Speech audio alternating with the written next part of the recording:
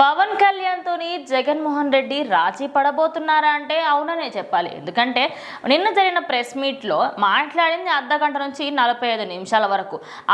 అంతసేపటి వరకు ఒక్కసారి కూడా పవన్ కళ్యాణ్ అని నోటి నుంచి బయట కూడా రాలేదు. అంటే అది భయంతో కూడిన భక్తితో కూడిన సంస్కారం అని చెప్పొచ్చు. ఖచ్చితంగా జగన్మోహన్ రెడ్డి ప్లాన్ మార్చాడు అనే విధంగా క్లియర్ గా అర్థమైపోతుంది.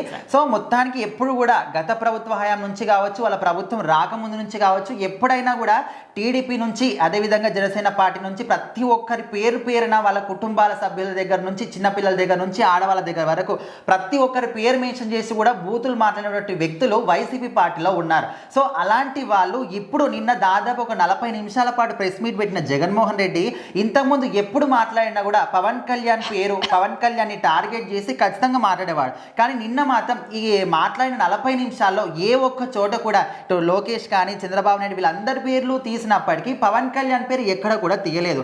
ఎందుకంటే అది భయం అనుకోవచ్చు, లేకపోతే ఇంకా టార్గెట్ ఏమైనా మార్చాడా, ప్లానింగ్ ఏమన్నా లోపల చేస్తున్నాడని ఒక క్లియర్గా అర్థమైపోతుంది. కానీ ఒక్కటి మాత్రం నిజం, బై మిస్టేక్ కూడా పవన్ కళ్యాణ్ ఆయన పార్టీలో జాయిన్ అవ్వడం, లేకపోతే ఆయన పార్టీలో జాయిన్ చేసుకోవడం జరిగితే ఇన్ని రోజుల పాటు ఆయన దేనికోసం అయితే పోరాడారో అదంతా కూడా సర్వనాశనం అయిపోతుంది.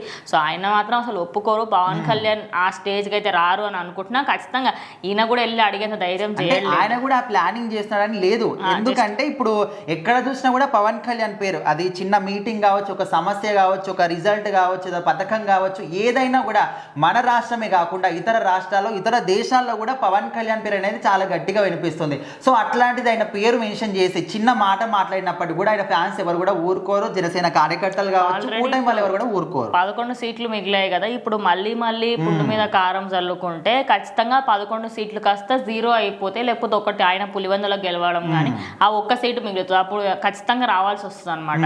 సో అందుకే ఇప్పుడు ప్రజలందరూ కూడా ఇది ఒక డౌట్ అన్నమాట. అంటే ఎప్పుడు మాట్లాడినప్పటికీ ముఖ్యంగా పవన్ కళ్యాణ్ ని టార్గెట్ చేసి ఆయన తిడుతూ ఏదో ఒక విధంగా ఇన్ఫ్లుయెన్స్ చేసి మాట్లాడినటువంటి జగన్మోహన్ రెడ్డి ఇప్పుడు ఎందుకు పవన్ కళ్యాణ్ పేరు తీయలేదు? అంటే ఆయనకు భయపడి తీయలేదా, లేకపోతే లోపల ఇంకేదైనా ప్లానింగ్ చేస్తున్నాడా, ఆయనతో పాటు రాజీ కుదుర్చుకునే ప్రయత్నం ఏమైనా చేస్తున్నాడా అనే విధంగా అనుకుంటున్నారు. కానీ ఎప్పటికైనా కూడా ఎన్ని ప్రయత్నాలు చేసినా పవన్ కళ్యాణ్ మాత్రం ఈ పార్టీతో కలవడం అసలు కుదరదు. సో మరి మీ అభిప్రాయం ఏంటో కూడా ఖచ్చితంగా కామెంట్ చేయండి.